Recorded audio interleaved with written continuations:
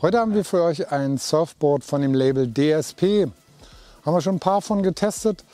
Diesmal das neueste Modell des Stomping Ground. Das ist hier in einer Länge von 1,72 m x 48 im Test. Das Brett besitzt eine Rockerlinie von 4,3 cm. Und wir haben von der Bauweise jetzt einen etwas anderen Kern. Wir hatten schon mal ein Interview gemacht mit dem Shaper von DSP. Ganz genau wollte er uns auch nicht sagen, was es ist, aber ein gewisses Geheimnis soll hier gewahrt bleiben. Wir haben weiterhin mit dieser Glas-Infusionsbauweise einen Flex. Das heißt, man kann das, glaube ich, gut sehen, dass das Brett halt wirklich eine gewisse Elastizität besitzt. Die ist einen kleinen Tick weniger als bei den ersten Modellen. Von der Outline haben wir hier eine ganz klassische Shortboard-Outline. Im Unterwasserschiff geht es auch Classic Shortboard-mäßig zur Sache. Wir haben einen hier planen Einstiegsbereich im Entry Rocker. Das geht dann in eine leichte Konkave und die wird zum Tail hin immer stärker und läuft auch nicht aus, sondern ist halt wirklich dann bis zum Ende hin vollständig durchgezogen bis ins Tail. Ausgestattet ist das Ganze mit einem Thruster-System und wir haben hier ein Future-Fin-System. Vom Gewicht kommt das Ganze hier komplett. Wenn wir jetzt nur den Rumpf nehmen mit 2,95 Kilogramm, inklusive der Finnen sind wir bei 3,15 Kilogramm. Ein Punkt, der deutlich geändert ist zu den vorherigen Shapes, ist der Rail Shape. Der ist hier von der Dicke auch noch etwas voller geshaped. Und der ist jetzt insgesamt halt nicht mit solchen geraden Seiten halt zwischen den beiden Verrundungen ausgestattet, sondern wirklich auch gleichmäßig verrundet. Wir haben auch eine deutliche Verrundung der Tucked Under the Edge ins Unterwasserschiff. Und das Ganze wird auch erst hier ab der Mitte der Finnkästen dementsprechend scharf. Ausgeliefert werden die Boards inklusive einem Tailpad. Wir sind Freunde des Wachsens immer noch, auch wenn es halt sehr gute Pads gibt, die eine hohe Rutschfestigkeit besitzen. In dem Fall haben wir das jetzt hier gewachst. Also man muss auch mal einen Gewichtsunterschied dann nochmal natürlich festlegen. Wenn wir jetzt halt ein gutes Pad nehmen, liegen wir bei 250 bis 400 Gramm nochmal darüber.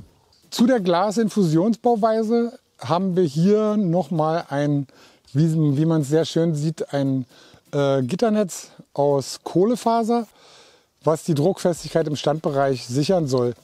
Auch hier jetzt trotz geändertem Kern haben wir ganz klar überhaupt keinerlei Beulen oder Dellen im ganzen Brett und auch keine Crashpoints. Also die Verarbeitung und die Robustheit dieses Boardlabels bleibt weiterhin, so wie es jetzt aussieht, zu 100% erhalten. Das Brett für uns hier im Test ist auch ohne Plugs ausgestattet. Wir haben ja bei DSP so ein Kleinserie Custom Label. Man kann natürlich auch halt sich Plugs bestellen für Fußschlaufen, wer das Board gerne Strap fahren möchte. Wir sind es jetzt im gesamten Test halt strapless gefahren.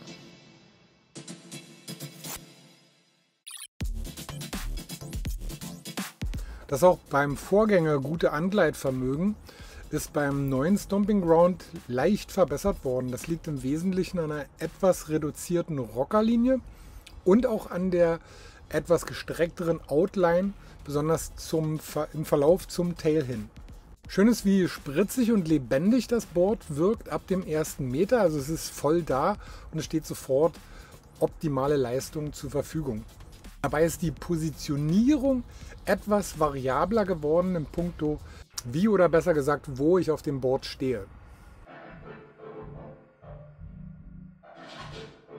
Ebenfalls beim Anwendvermögen hat sich die Änderung in der Outline bezahlt gemacht.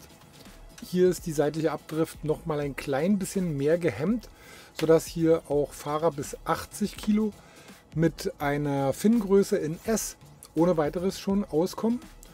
Und wenn man da drüber liegt, wäre eine Finngröße in M die richtige Wahl.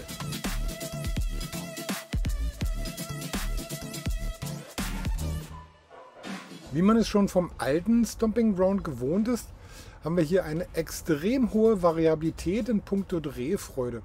Ob man hier langgezogen über das Rail den Bottom Turn aussteuert, ob man kurze gesnappte Top Turns macht oder langgezogen rund fährt, eher einen weicheren Stil oder halt wirklich aggressiv und eckig. Das macht das Board alles mit. Das ist natürlich auch ein bisschen begründet aufgrund dieser wirklich spürbar, auch während des Fahrens spürbaren Elastizität. Diese reagiert einfach je nach Kraft des einzelnen Fahrers oder der Fahrerin darauf halt, wie eng ich halt das Board im letzten Moment auch aussteuern kann, ohne dass es mich aber überfordert. Und das ist auch jetzt ein Punkt, der bei dem neuen Modell besser geworden ist. Denn die Lastwechsel, die wir bei dem Vorgängermodell in der Beschreibung hatten, dass wir halt je nachdem, ob wir beim Bottom Turn oder Top Turn die richtige Belastung haben möchten, mussten wir halt das Gewicht nach vorne oder nach hinten schieben. Das ging intuitiv, aber das ist halt ein Punkt, der ist jetzt hier doch deutlich mehr angeglichen und hier sind wirklich starke Lastwechsel überhaupt nicht mehr vonnöten.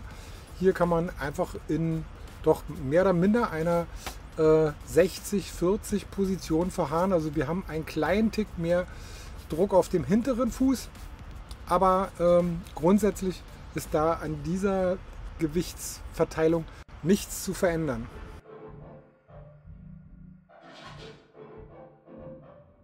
Das Stomping Ground lässt sich insgesamt in unterschiedlichsten Wellenbedingungen sehr schön aussteuern. Ein Punkt, der aufgefallen ist, auch gerade im Unterschied zum Vorgängermodell, diese etwas flachere Outline zum Tail hin. Die bringt mit sich, dass wir beim Aussteuern auf den letzten Punkt brauchen wir insgesamt hier einen kleinen Tick mehr Kraft als bei dem Vorgängermodell, was da runder geshaped war in der Outline und dementsprechend noch mit etwas weniger Kraft in die letzte Positionierung gegangen ist. Insgesamt können wir beim Aussteuern des Boards von leichten bis mittleren Kräften sprechen.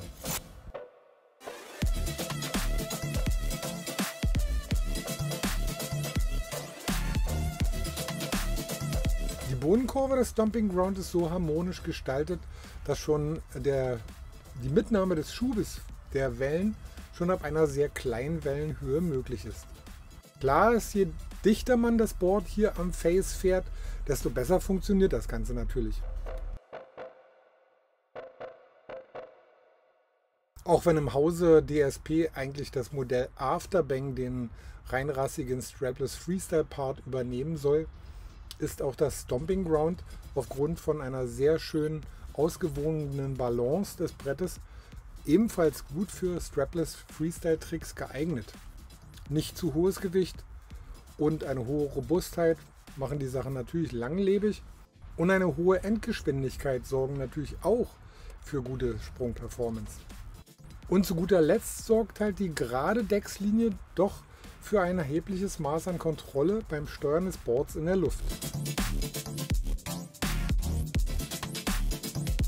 Ganz klar, das DSP Stomping Ground gehört weiterhin zu den paar Brettern, die sich in dem Shortboard Directional Bereich um die besten Plätze hier betteln. Da sind halt North Charge oder das Duotone Pro WEM oder SLS WEM.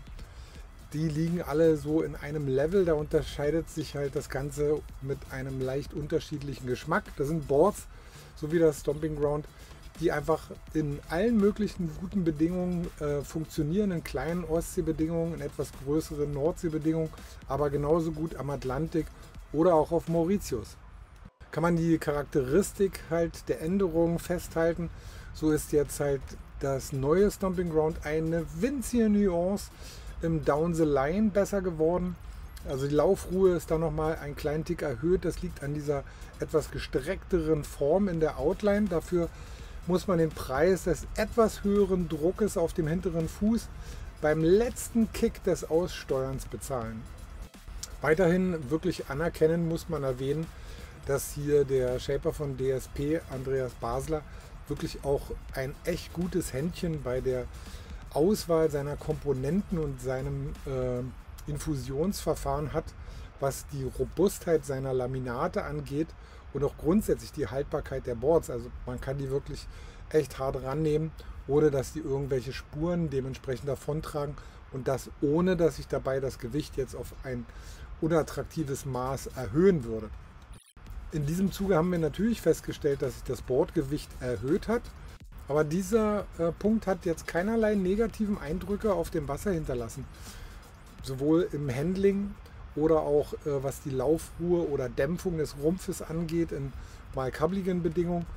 Oder auch halt bei Strapless Freestyle hat man trotzdem noch ein leichtes und spritziges Gefühl bei dem Board. Aufgrund von unkomplizierten, wirklich hohen Fahrleistungen und einer guten Stabilisierung in Längsrichtung kann man hier auch davon sprechen, dass man keine wirklich großen Anforderungen an das Fahrkönnen benötigt. Also eine leichte Erfahrung im Bereich Directional Surfboards reicht hier völlig aus, um das gesamte Spektrum schon abrufen zu können. Das Stomping Ground ist grundsätzlich für alle Stile geeignet, also für das Surfen dicht am Face gefahren, aber auch down the line haben wir hier eine schöne Laufruhe. Und auch wer sich das Board mit Plugs bestellt für Fußschlaufen, kann hier durchaus halt mit einem vorgelenkten Stil, so à la Ralf Bachschuster, ordentliche Carving Turns ziehen und auch radikale Top Turns. Von der jeweiligen Grafik muss man sagen, wir haben ja hier diese immer noch leicht technische Geschichte mit dem verschliffenen Finish. Das kann man sich in einer x-beliebigen Farbe bei DSP bestellen. Also das Board muss jetzt hier nicht giftgrün sein. Uns hat das gut gefallen, aber wie gesagt, da seid ihr frei von der Wahl in diesem Bereich. Klar, am Ende bleibt festzustellen, das ist hier wirklich ein absolut komplettes, rundes Paket für den Directional Surfboard Einsatz, für alle Stile, für alle Bedingungen, alle Spots auf dieser Welt kann man hier mit Spaß fahren. Also das ist echt großartig.